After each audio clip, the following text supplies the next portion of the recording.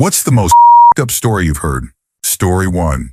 My barber for years, a Vietnamese American who gained refugee status during the boat people era, out of the blue while cutting my hair, told me a story about how pirates took one of her sisters as payment for the family's safe passage from Thailand to Hong Kong. They never found out what became of her, but the family never stopped looking. The story was told in what appeared to me to be the most nonchalant yet heartbreaking way, as if she was merely wondering out loud. This was some teen years ago. Every so often I find myself thinking about the scenario and the type of strength it must have taken to endure and survive such a situation. Story 2. Late 80s, early 90s in a small village in the northwest of England, we had a milkman shark groceries guy who'd been delivering in our area for years. Loads of lads, including my eldest brother, 10 years older than me at the time, had done milk round shifts with him, cash in hand now and then. They stopped doing it because he was a bit of a strange man, and my parents and other parents in the village were a bit concerned about his general demeanor. But you can't just vilify someone based on a bad vibe. Toward the end of his time at the local dairy, my two friends and I were playing football, using our front drive as a goalpost in our street. We were about 11 at the time. He pulled up and was doing his money collection round. My parents weren't home, but we were playing heads and volleys in front of my house. He said something along the lines of he was going back to the dairy, that my parents' house was the last stop, and asked if me and my two friends wanted a lift there and back on the back of the little electric milk float, a La Pat mustard for any Father Ted fans. And being stupid kids, we said yes. We thought the dairy was around the corner, but it was about 25 minutes away through country lanes that we'd never been down before. We got to the dairy thinking he'd continue on his rounds and drop us off where he picked us up. Got there, to the dairy, and he said he'd clocked off for the day. He made us get in the back of his weird estate car with blankets in the back. It was really strange and quiet. We were quite scared. He dropped us off safe and sound right outside the house anyway. Our parents collectively went mental. I remember us all saying, "He's a weirdo, probably a predator," and being told off for throwing around accusations like that. Although all our parents had a huge go at him anyway and told him never to do that again. My dad was furious, thought he was going to punch him. We never saw him again. A few years later, he was on the front page of all the local newspapers for raping and sexually abusing young boys dating back to the 70s. He went to prison for a very long time, probably dead now with a bit of luck. I drink Cravendale filtered nowadays. Story 3. Not my story, but I remember my mother telling me this. We lived in a small cul-de-sac back in 2012. I wasn't home at the time. Unfortunately, my brother was, though, but he didn't see anything. There was a woman who lived across from us, and her ex-husband had come over to the house and shot her. My stepdad had heard arguing and then gunshots. He said he opened the window and saw the man fleeing. My mother had called 911. My stepdad ran outside to see if the woman was okay, only to find her slumped over, dead in her home. He ended up having to testify in court about what he saw that day. It was really sad. The ex-husband took a mom away from her two kids, a father in prison, and a mother who's gone. That situation has always stuck in my mind, even though I wasn't home that day. Edit. Another thing that happened as well, back in 2018, this man and his son moved into our condo complex next door to us after the man had recently separated from his wife. The son was about 17 or 18, I'd say. I didn't know the son very well, more like acquaintances. Occasionally in passing, we'd say hi to each other and go about our business. One day I found out the son had died by suicide. From what I heard, he had been tied up in some drug dealing and just messy drug issues. Apparently, he had a warrant out for his arrest, and the cops were looking for him. He drove to a Publix that was next to my complex, shot an off-duty officer who was grabbing lunch, and then turned the gun on himself. He died. The officer survived but was rushed to the hospital in critical condition. After that, I barely ever saw the father, and when I did, he looked so miserable and depressed. As a mom myself, I can't imagine losing my child in such a horrible way. Story 4. My grandmother told me about how her mother survived the Ustashi reign in Croatia. When she was 15, in 1935, a group of militiamen connected with the Ustashi just started shooting people in the Jewish neighborhood of the city she lived in.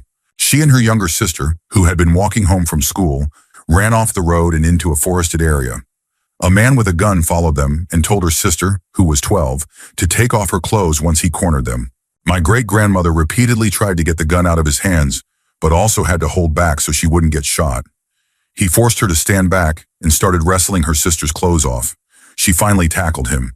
He threw her off and pulled the trigger, but nothing happened. When she realized the gun was jammed, she picked up a rock and started to fully attack him. She knocked him over and hit him in the face repeatedly, while her sister kicked him until he stopped moving. They hid in the woods for 2 days until they found their father, who had also survived the shooting. The three of them moved to Hungary a year later. 10 years later, she was the only one in her family to survive the Holocaust, but she never really talked about that. Story 5. Oh man, where do I start? This should come with a trigger warning, so please don't read if you are sensitive or still have any faith in humanity. I once took care of an 18-month-old little boy who had been abused by several men in a crack house. His internal organs were damaged beyond repair. He died several days later. Oh, and his mother had sold him for a couple of hits. There was a young woman ravaged by AIDS and other communicable diseases. Her parents had abandoned her and her siblings when she was 11 years old. She sold herself to a local pimp to make money to support her siblings. She got them all through high school and college. She went missing for a while, but they eventually found her and brought her to the hospital. That was slightly uplifting.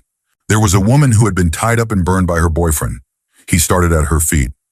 It took several days before someone smelled burning and called the fire department. She never stopped screaming, no matter how much pain medication we gave her, so we had to sedate her quickly. A young man came in with a swollen arm. Years earlier, he had been a child soldier in Somalia. He had been shot with a shotgun as punishment for trying to stop them from harming his 6-year-old sister. The arm had never been repaired and was causing him constant pain. I also took care of a man who would purposely injure himself by cutting open his stomach, claiming it was accidental. The last time was bad. His intestines were fully exposed, fecal matter was present, and there were wounds everywhere.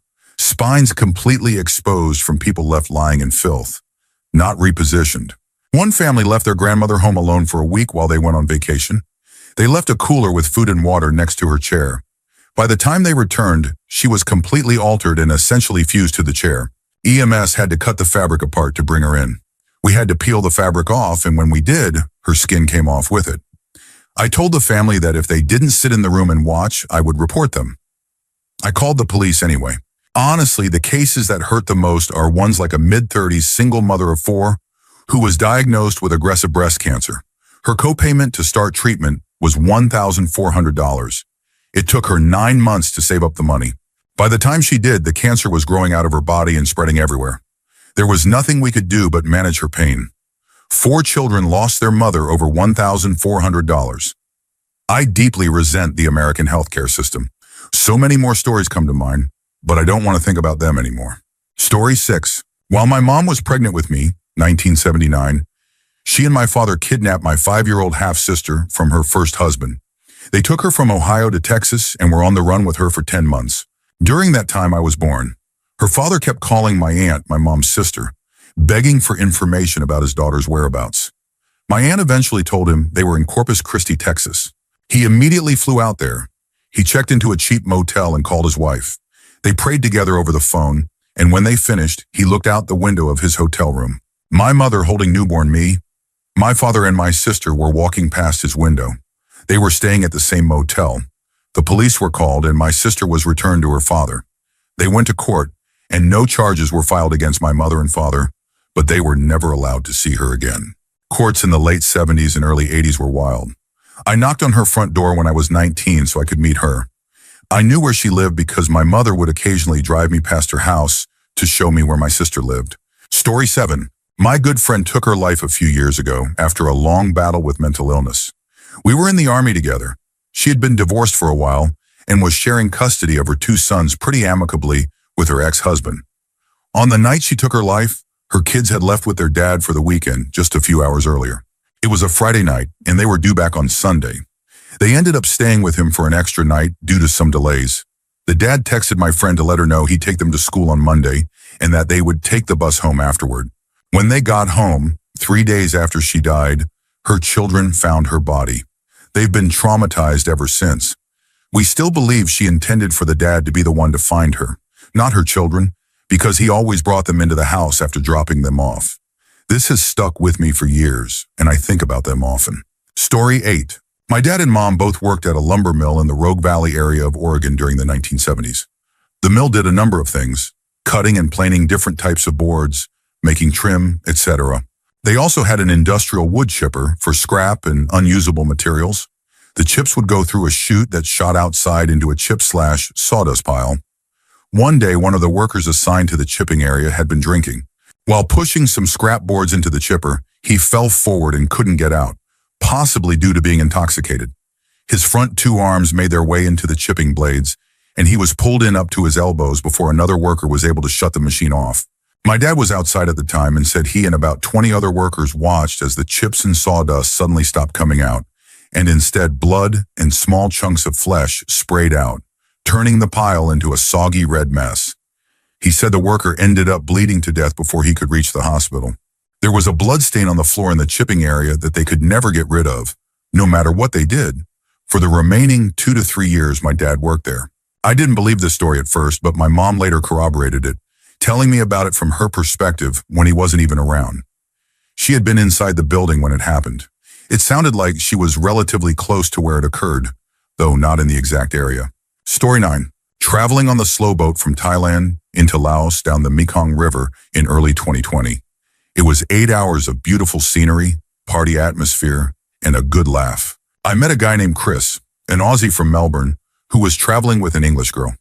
We stopped off for the night halfway through the journey, all prepaid, and some of us went out to the only bar. He bought some coca, whatever. The following morning, we all got back on the boat for another 8-hour ride to Luang Prabang. The atmosphere was dead. I assumed everyone was just as hungover as I was. We arrived and took a weird truck tuk-tuk style taxi into the town. That's when someone said, "It's a shame what happened to Chris last night." I asked if they meant Chris, the Aussie, and they said yes. He had gotten high, fell asleep on his back, and choked on his vomit during the night. Apparently, the girl knocked on his door and couldn't get an answer. The staff had to break the door down, and that's how they found him. She went with his body to the hospital and had to speak to his parents, even though she had only known him for a few days. I spoke to someone who'd been in touch with her, and 10 days later, she flew back to Thailand and then to the UK because she was so emotionally affected. A pretty tragic situation. Don't mix substances and don't sleep on your back, kids. Story 10. This happened in Scotland, where the laws are different from those in England or America. A former girlfriend once told me how she came to move to my town. She had been living with someone who regularly hurt her and assaulted her. He also told her that if she ever reported him, he would stab her. One weekend, he injured her so badly she had to be taken to the hospital. Her injuries were reported to the police. She gave them a statement, and they informed her that he would be charged with assault and battery. However, he followed through on his threat and attacked her again, putting her back in the hospital. When the case came to court, she was terrified and refused to give evidence out of fear for her life. As a result, she was jailed for 7 days for prevarication. The only reason she eventually agreed to testify was the promise of a new life in a different town. So she did 7 days in jail, while the man who hurt her got 12 months of probation. If that isn't a deeply flawed system, I don't know what is. Story 11. My grandpa was forced to kneel in broken glass by Mao supporters in 1949 in southern China, where the Chinese side of my family is from. He was around 8 or 9 at the time. I believe his entire family was targeted because they owned a small plot of land. His father had worked in Canada and sent money back to support the family, which allowed them to acquire the land. His father passed away sometime before 1949. My grandpa was born in 1940, and my grandma in 1941, so they were both born during the Japanese occupation. After that came the Chinese Civil War and the communist takeover. My grandpa's school once took a trip where the students waved at Kim Il-sung. He has reportedly experienced nightmares for over 70 years. But within the Chinese immigrant community, mental health is often viewed as a weakness, so these things are rarely spoken of. I only learned about it through my mom, who is white, because no one on the Chinese side of the family talks about it. With this context, a lot of the intergenerational trauma in my Chinese family makes a lot more sense. Story 12. I had an old co-worker who was in his early 30s at the time. He worked as a stock boy. His wife was about 5 years younger, and they had 2 small children. When I say this woman was unkempt, it's not an exaggeration. She smelled strongly, like a mix of rotting cheese and peanut butter. Her hair was always greasy, her face covered in acne, and she wore dirty, ripped clothes. When she opened her mouth, her teeth were visibly decaying. Their kids sometimes looked clean and cared for, other times not. It seemed to depend on who had been watching them that day. Occasionally, his mother would take them for a few days to give his wife a break. They weren't wealthy, but they weren't in deep financial trouble either. It seemed more like a matter of mental health or personal neglect. She got pregnant with a third child, and he looked visibly distraught at work every day. She would come in as disheveled as ever, rubbing her big belly with pride. She said, "Sure glad the medication worked this time." One of my co-workers questioned what she meant, and that's when it came out. She had reportedly drugged her own husband because he no longer wanted to be intimate, and she wanted another child. She had attempted to use other substances in the past to coerce him, which hadn't worked. She was upset because those substances had worked before, when she conceived their second child. He eventually divorced her, thankfully. Story 13. I've worked in construction my whole life, but about 10 years ago I met a guy named Sacco, pronounced Sacco, not sure how it's spelled. He always came across as a gentle and trustworthy person, very quiet and didn't speak much. He was probably in his late 50s or early 60s. I think he was from somewhere around Bosnia, though I could be wrong. It's been a while. One night we had a poker game, and Sacco got absolutely hammered, something everyone said he'd never done in the 15 years they'd known him. That night, he opened up. He said that when he was about 7 years old, he woke up in the middle of the night to find his parents unusually joyful, celebrating something. They told him he was going on a vacation with his older brother. Right then, and that's why they were so happy. His brother, around 12 or 13, didn't seem thrilled. He looked somber, but Sacco was excited. Their father told them they'd be setting off fireworks as they left to celebrate the fun they'd have. So they left in the middle of the night. About 3 or 4 minutes later, Sacco heard what he thought were fireworks. He looked back but didn't see anything. When he asked his brother, he saw him quietly crying as they jogged. Sacco didn't understand what was going on at the time and didn't press him. Years later, they had made their way to America. He didn't go into detail about how. Sacco was crying as he explained, "I felt so foolish. I kept writing my parents letters and always asked my brother why they never wrote back. He said they were probably too busy. Then I found all my letters in a closet. He showed me newspaper clippings he'd kept about the war. That night, my father had been warned the soldiers were coming. He didn't explain anything. I finally understood. The fireworks. They weren't fireworks. My father, he shot my baby sister, my mother, and then himself. 3 fireworks. He broke down, sobbing into his arms on the table. The whole room fell silent. Some of us were holding back tears, others couldn't. When Sacco finally calmed down enough, he quietly asked someone for a ride home. As soon as he left, we all stood up and left too. No one cashed out the game. It was just a $20 buy-in, but no one cared.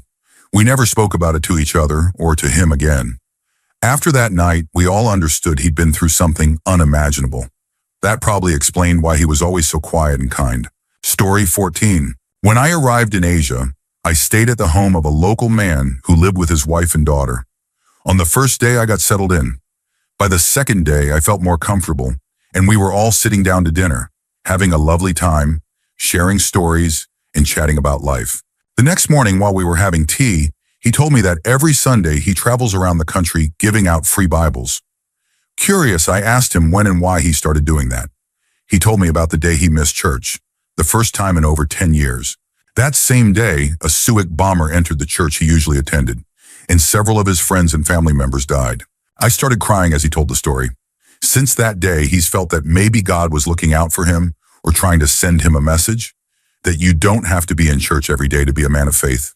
From that moment on, he stopped attending regular services unless it was for weddings, baptisms, or confirmations. Instead, he now travels the country handing out Bibles and spreading what he believes is a higher calling. I was still crying as I hugged him. He had lost 2 of his closest friends and family members, yet he was still so warm and welcoming. He truly made me feel at home, even though I was on the other side of the world. Story 15. My dad served in Afghanistan. I didn't hear this story from him directly. It came from one of his friends who told it while he was drunk. And as they say, drunks and children tell the truth. My dad was deployed and doing typical military tasks, patrols, convoy operations, etc. Nothing out of the ordinary. After a major firefight, he and his team were regrouping around their vehicles. While most of the guys were taking a break, my dad was assigned to sentry duty, watching the surrounding area. He saw a kid, maybe 14 years old, approach. The boy waved and my dad waved back. The kid then disappeared around a corner. My dad, having a soft spot for children, let his guard down a little. A few moments later, the same boy reappeared, this time with a weapon on his shoulder. He fired an RPG and hit one of the vehicles. No one died, but several soldiers were seriously injured. My dad, realizing what had happened, returned fire. He shot the boy. That was the only story I ever heard about his time over there. Pretty devastating if you ask me. And to make it worse, when he returned home, my mom left him and took everything. Just salt in the wound. Story 16. My dad grew up with a wildly abusive mother and was a stubborn little troublemaker from infancy. She did awful things like forcing him to eat his own vomit and beating him with studded belts. There's a lot I doubt I'll ever fully know. Despite being one of the youngest, he would gather his siblings and try to run away together. She once left him home alone when he was very young, and he decided she wasn't allowed to come back, so he started throwing her things out the windows. Eventually, the family decided to move to Australia for better opportunities, but couldn't afford to move everyone at once. They split the family. My grandmother stayed in their home country with some of the kids, and my grandfather took the rest, planning to earn money and send for the rest later. When they arrived, my grandfather promptly abandoned the children. As an adult, my dad learned that he had moved just a few hours away and started a new family. That was painful. My dad and his siblings grew up in children's homes, basically orphanages, and their mother fought to get them back, but failed. I don't know a lot about that time.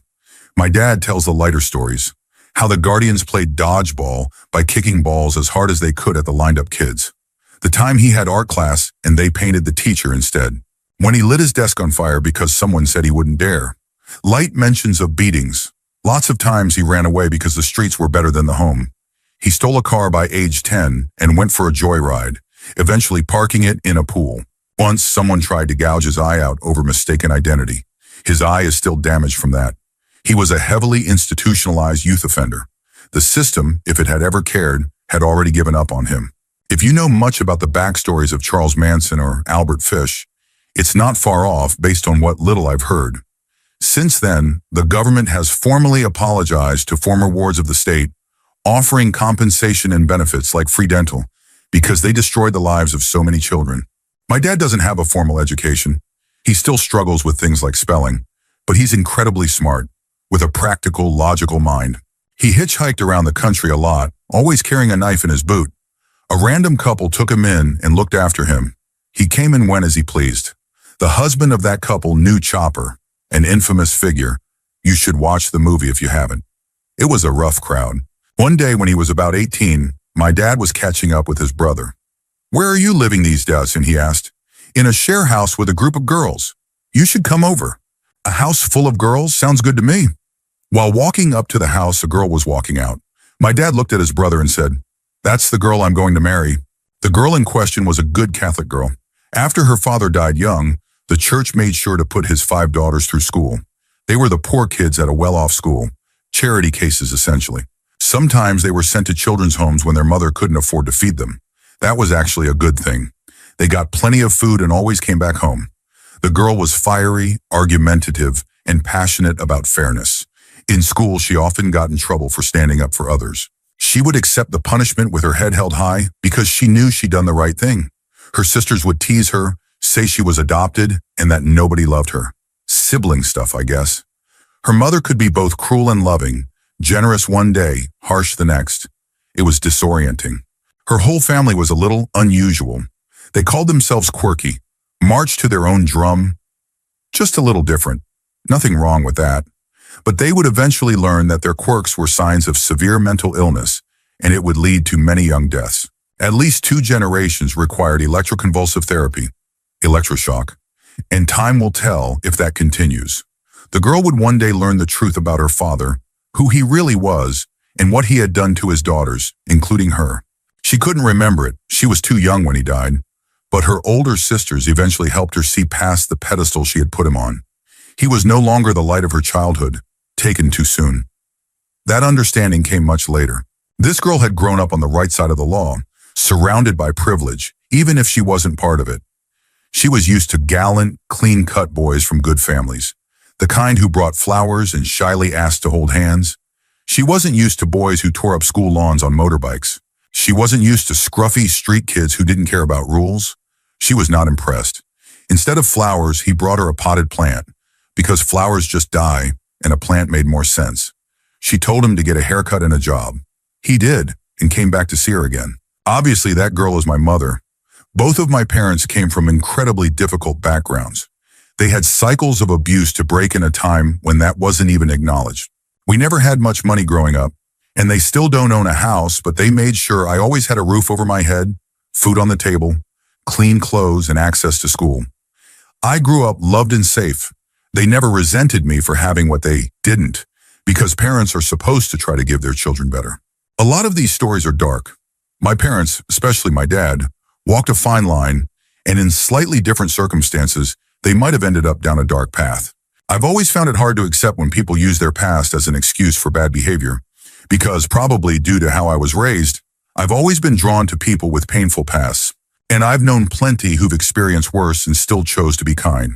I experienced domestic violence as a young adult, and my abuser tried that excuse on me. It didn't work. I've heard a lot of dark stories, friends, partners, strangers, but those aren't mine to share. Most of them are still unfolding, and it's not my place. So I wanted to add some hope. Cycles can be broken. Light can be found in dark places. Better can exist, even if it's not perfect. Hurt people isn't good enough. Don't accept that excuse from yourself or others. Some might look down on you for not meeting their definition of success, but that's when you hold your head high and say, forget you. We don't all start from the same place. We just do our best with the hand we were dealt. We try to be better than what came before. Terrible things can and do happen every day, but the good is worth fighting for. Anyway, my parents are cool and I'm proud of them. Story 17. In high school, the woman who lived behind my family's house was left by her husband for a much younger woman. She quickly spiraled into alcoholism and severe anorexia, and she died in the house. She and her 2 dogs were in there for a while before her kids bothered to call a neighbor to check on her. A lot of her was gone by then, but my neighbor specifically mentioned the face. It might not be the most disturbing thing I've ever heard or witnessed, but it happened just a couple hundred yards from my bedroom, and we had no idea. For what I recall was a couple of weeks. We could hear the dogs barking, but that was normal. She'd often pass out and forget to let them out. I'm okay with my cat eating me if I die, and she's too dumb to knock over the bag of food that's next to her bowl. Whoever finds me would probably be significantly less okay with it. Story 18. I've flown helicopters for a few years, and it's taken me to places well off the beaten path. I spent a few years in West Africa, in a diamond mining region known for its barren coastline. I was still fairly new, and I had been told that since we were the only helicopter in the region, I should expect to help out occasionally with rescue missions. The national airline would actually fly lower for extended periods and scan the beaches, then radio in when they spotted anyone. The people they spotted were stowaways on vessels traveling around the Cape. The crew would wait until the ship was off the skeleton coast, then dump them overboard. The water was cold, they couldn't swim, and there were sharks. My first call was to rescue a group of 4. I won't go into too much detail, but recovering them was difficult. They ran at the helicopter in desperation. They were children, maybe 10 or 11 years old. They spoke Portuguese and explained that there were originally 11 of them. The captain had thrown them overboard with a few oil drums, and they had been picked off one by shadows in the water. After we rescued them, government officials took them away. I heard they were medically checked, then sent to an adult prison near our base, and would be deported back to their country. It's something I think about a lot. Story 19. A close friend's mother used to work at the hospital in our town, and about 23 years ago, a man came in, a terrible person, a killer, and an alleged child abuser. He was having seizures, so he was transferred from jail to the hospital. The doctors told him he wasn't going to survive the night. They brought in a priest and asked if he wanted to repent, but he spat on the priest and said horrible things about God, insisting he wanted to go to hell. Not long after, he passed away. My friend's mom and another nurse had to run post-mortem checks to confirm he was gone. Heart, blood pressure, lungs, everything showed he was dead. After the second nurse left, the man sat up and began screaming that it burned and that he wanted to go home. Then he dropped back down, dead again. The second nurse said she heard the screaming, but didn't see him sit up. My friend's mom said that experience changed her life, and from that day on, she's never missed a single day of church. Story 20. I used to volunteer at a center that helped recent immigrants to the U.S. with things like English lessons and basic introductions to living in a new country. One of the highlights was the end of the semester when volunteers would receive a booklet of selected essays from the English class. Some stories were mildly disturbing, but one really stayed with me. It was written by a Liberian who had been living in Côte d'Ivoire, Ivory Coast, before making it to the U.S. He described how the locals hated Liberians, believing they were bringing their civil war across the border. He had to pretend to be Ivorian just to avoid being kicked out, or worse. The part that hit me the hardest was when he described an attack on a village where he and his cousin were staying. He didn't know whether the attackers were government or rebel troops. Both sides were known to raid villages without warning. He and his cousin ran side by side trying to escape. Then his cousin was hit and fell. He couldn't stop to help without risking his own life, so he kept running. That was the last time he ever saw him. He made it to the U.S. and was taking prep courses for nursing school when he wrote that essay. Every time I think about it, I wonder about the guilt he must carry. He made it to safety and a promising future. His cousin, dead or captured, was left behind. If that bullet had been a few inches to the left or right, it might have been him instead. The weight of surviving while someone you love doesn't. That's what really stayed with me. Story 21. From a friend who is a truck driver. An elderly man was celebrating his 89th birthday with family and friends at a Denny's restaurant. After most of the group had left, it was just the man and his wife or daughter, the staff, and my friend sitting at a nearby table. As my friend walked past him on the way to the bathroom, he said, "Happy birthday, young'un," just being friendly. When he returned, a waitress was removing the old man's plate, and the man leaned over and said something like, "You don't get to be my age without some regrets." He went on to share that he had been a firefighter back when things weren't like they are now. He motioned toward the waitress, who was black, and began explaining that during his time as a firefighter, things were very different in his city. He admitted that he and others at his station would pretend to respond to fires in black neighborhoods, but wouldn't actually put them out. He described how they'd act like equipment wasn't working or that they couldn't hear people trapped inside. He claimed that sometimes they'd watch homes burn or even keep score among themselves. The last time he participated in something like that, he said he saw a child, a baby, trapped in a crib. The baby locked eyes with him, stopped screaming, and just stared as the fire consumed everything. He said he's been haunted by that memory every night for the last 50 years. According to him, nobody questioned these actions at the time. My friend was stunned. The man kept repeating that things were just different back then, as if it somehow excused it. His wife or daughter sat silently. My friend said it made him wonder how many others like him, who were never held accountable, are still out there. If former war criminals can be found decades later, why not those who committed atrocities at home? Story 22. I was in a freshman year history class. The teacher, who had been a student at the same high school in the 1970s and a teacher since the 1980s, was well known, kind of strict, but respected and funny. One day he started telling us stories about a childhood friend he had in elementary and middle school. We laughed along with the mischief they got into. Then suddenly he said, "Yeah, I wish I could still tell him these stories, but he's dead." The room went silent. He told us that on Easter, his friend had been shot and killed, along with his entire family. Apparently, the friend's uncle lived with them and frequently shot cans in the backyard. But on that Easter Sunday, the uncle had a mental breakdown. He shot the child's mom, dad, grandma, and all his siblings, ranging from teenagers to toddlers, and then shot the child himself. During the investigation, it was determined the uncle shot the adults first, then the older kids, working his way down to the youngest.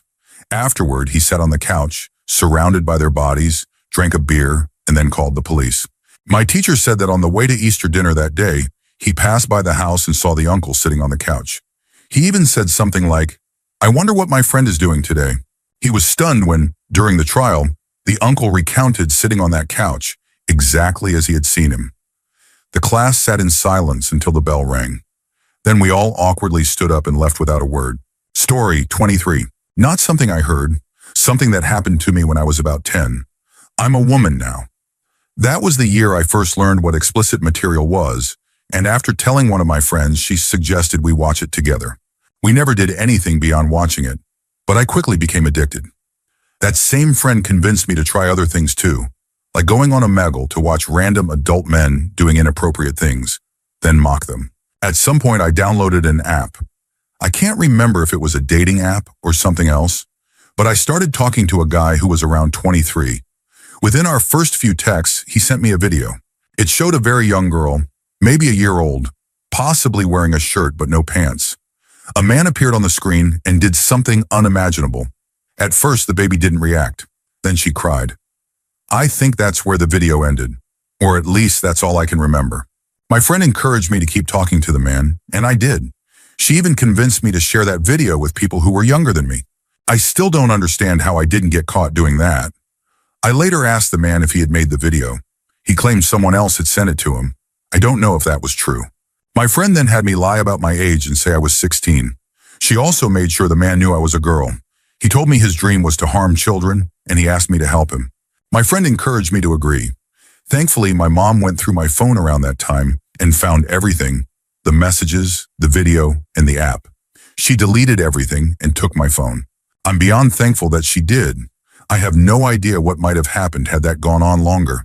I cut off that friend about a year and a half later. Story 24. My kid's father and his brother were working together, digging trenches for water and sewer lines before new houses were built. There was another set of brothers, one digging alongside them, the other operating a backhoe. The man digging had gone ahead of the crew into a section of trench where wall supports hadn't been installed yet. It had rained that week. The trench walls collapsed, burying him completely. Everyone panicked and started digging with shovels. His brother, desperate to help, brought the backhoe over to speed things up. Tragically, while trying to dig him out, he accidentally struck and decapitated him. But from what they could tell, the man had likely already died from the pressure of the collapse. Still, it was awful. Everyone was sent home early, and OSHA was brought in. My partner and his brother came home looking sick and shaken. They were just feet away from the whole thing, and were the first to try and dig him out. It was terrible. I never heard anything more about the surviving brother. Story 25. When I was a teenager, I was very careless about who I spent time with and what I was doing. One night, I was with a friend, drinking outside when some men approached us. I recognized one of them as someone I had spoken to on Instagram but never met in person. He offered to buy another bottle, and me being foolish and borderline dependent on alcohol agreed. My friend went home because she wasn't dumb, and I went with the guys. I remember the guy I knew from Instagram bought apple-flavored vodka, which I never did well with for some reason. We went back to his hostel, his friends left, and we were drinking there. Next thing I knew, I blacked out. Something that happened often because of how much I drank. I woke up the next morning in his bed with my underwear on the floor, so I did the walk of shame out of the building and went home. Much later, I was diagnosed with an STI that I had caught from him. Even worse, I found out he was dating an old friend of mine who I had recently reconnected with. After me and him had already done what we did, he had infected both of us. The moral of the story, don't be reckless like I was. If you absolutely must drink, do it around people you trust with your life. Story 26. I didn't just hear this. I witnessed it. I'm 17 years old and I work at a restaurant near the beach. It was a slow day, and one of my coworkers, we'll call him Rick, saw an older woman who looked homeless approaching the restaurant with a very worn-down shopping cart. There was a table outside with a couple just trying to enjoy their meal, and this lady turned to face the street with her backside toward the diners and just dropped her pants completely, exposing herself to the couple. The manager, Rick, and I were standing out front and saw it happen. Luckily, I didn't see it directly because a brick pillar happened to block my view, but the manager saw everything and immediately ran over. When he confronted her, she cut him off and shouted, "Call the cops!" before pulling her pants back up and running away. The couple at the table, they wrote on their receipt, "Thanks for the free entertainment." They definitely passed the vibe check. Story 27. Someone I know was 5 years old sitting on the couch watching Sesame Street with their mom. Their dad walked into the room and struck their mom in the head with an axe, splitting her head open. He then turned around, left the room, walked upstairs into a bedroom, and locked the door. The 5-year-old was the one who called 911. There was a 2-hour standoff between the police and the father outside the bedroom door. Afterward, the mother's parents took the child in. The father's parents, however, began taking the child's family to court at every opportunity to gain custody. During their teen years, the father's family would even show up at the house and yell from the street, accusing them of being a terrible child for not visiting their father in prison or asking the court to let the paternal grandparents raise them. The father was sentenced to 30 years but was granted parole after 20. Since then, he has sent birthday cards every year, as if nothing had ever happened. Even in a case where someone could argue momentary insanity, it's hard to imagine expecting a child to simply move on from watching one parent murder the other. But it wasn't a moment of rage. During police interviews, the father said he had planned to kill his wife, his child, and then himself, but couldn't follow through on the last two. In his parole plea, he said he regretted putting his child through that situation, but expressed no remorse for the act itself. After his release, he married a woman in her 20s who had a child from a previous relationship. He even includes pictures of his new wife and child in the birthday cards. His new wife is roughly the same age as the person I know. My friend has had years of therapy, but one thing they say they'll never fully move past is how their father was able to recreate the life they should have had growing up. Every card is a painful reminder that their dad was perfectly capable of being a normal parent, and also perfectly capable of killing someone with an axe, less than 2 feet away from their child. Saying my friend has trust issues is an understatement. Story 28. My old coworker once told me what is now referred to as the dog story. I haven't shared it with many people because when it was first told to me, one of the listeners went to the bathroom and threw up. Usually, once I explain that it involves dogs, most people don't want to hear the rest. This coworker's dad traveled for work internationally. He was sent by his company to South Korea. When he arrived, he met up with a company representative he had previously met in the UK. They got along well, and the rep invited him out to dinner, promising to show him the best restaurant in town. They went a few side streets away from the main road to a small, unassuming place. No flashy signs, but a line out front. The rep said not to worry. He had a reservation. After a short wait, they were brought inside. The restaurant was plainly furnished, with a few pictures on the walls. But the most noticeable thing was the concrete floor. There were no carpets, just a bare surface with slight tapers towards small grills embedded in the floor. The tables and chairs were also simple and functional. Sensing confusion, the rep told him the place might not look like much, but it had the best food in town, which explained why it was packed. Menus were brought, but the coworker's dad couldn't read Korean well, so he let the rep choose for him. The rep happily placed the order in Korean. Soon a staff member arrived, dragging over a cart with a grill. He lit it, then left. A few minutes later he returned, this time holding a live dog by the collar. My coworker said her dad described it as medium-sized, like a large spaniel. At first he was confused. Why was the dog there? Then without warning, the staff member pulled out a long curved hook and in one swift motion, plunged it into the side of the dog's neck. Blood poured out, draining into the floor grill. Her dad realized the floor's design was for exactly this purpose.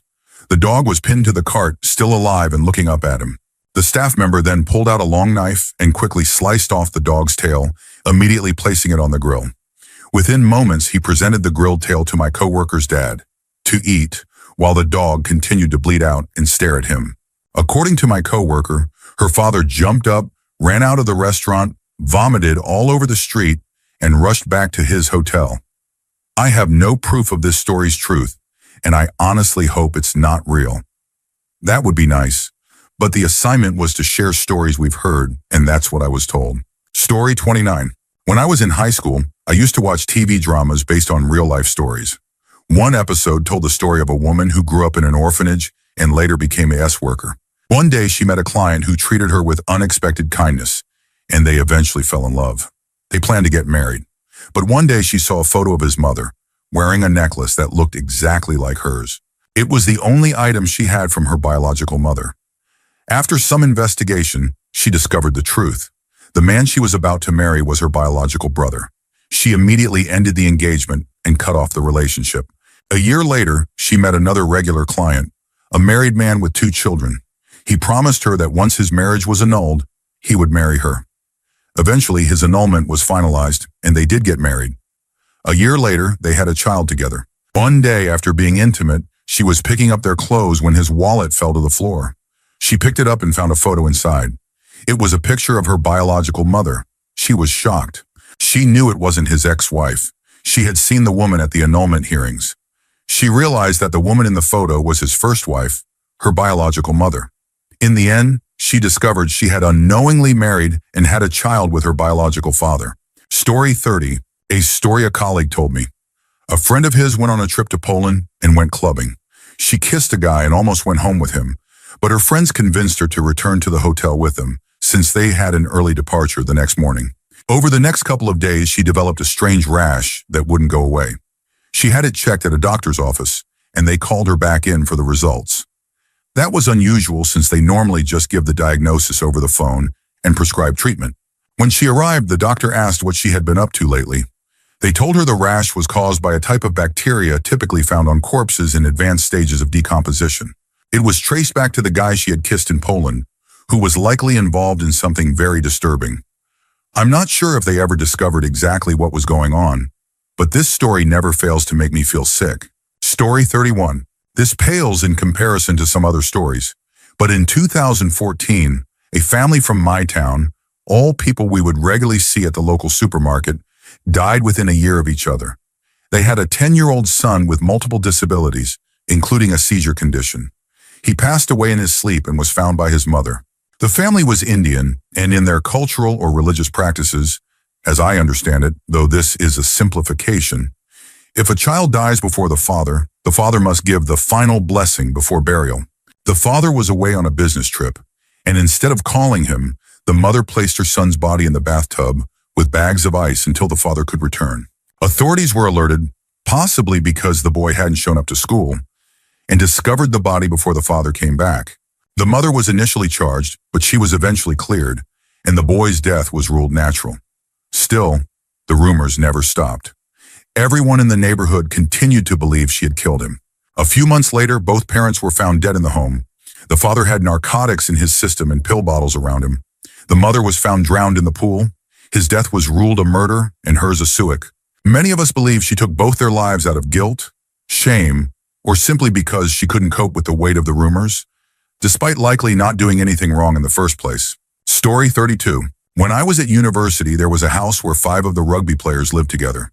People called it the House of Pain because of all the alcohol they drank and the outrageous things they did, drinking questionable substances, crude pranks, and worse. One day, one of the guys lost a bet with another. The loser had to make a curry for the winner. So he did, using dog food as the meat. The winner vowed to get revenge. When the loser went home for the weekend and returned with a bunch of food his mom had packed for him, including a cooked chicken, the other guy saw his opportunity. He took the chicken from the fridge, placed it on the end of his genitals, and walked out to show it off to the others. But it didn't stop there. The rest of them took turns going into a downstairs bedroom to perform a vulgar act into a cup. They then poured the contents all over the chicken. After the guy ate it, they told him what they had done. Shockingly, even the victim treated it as a joke, and they all laughed it off as banter. Story 33. I've got one that could easily be on a show like Maury or Jerry Springer. I went on a date with a woman who works as a state prosecutor in a major southern U.S. city. Her job involves going after people who are behind on court-ordered child support. She told me about a case involving 2 teenage couples who went on a double date. They ended up in a car, and since they didn't have a place to go, they decided to take turns using the back seat for intimacy. The issue? Only one condom. Couple A went first while Couple B waited in the front seat. Afterward, Guy A removed the condom, turned it inside out, rinsed it with leftover Dr. Pepper from the car, and handed it to Guy B. Couple B then used it. A month later, Girl B found out she was pregnant.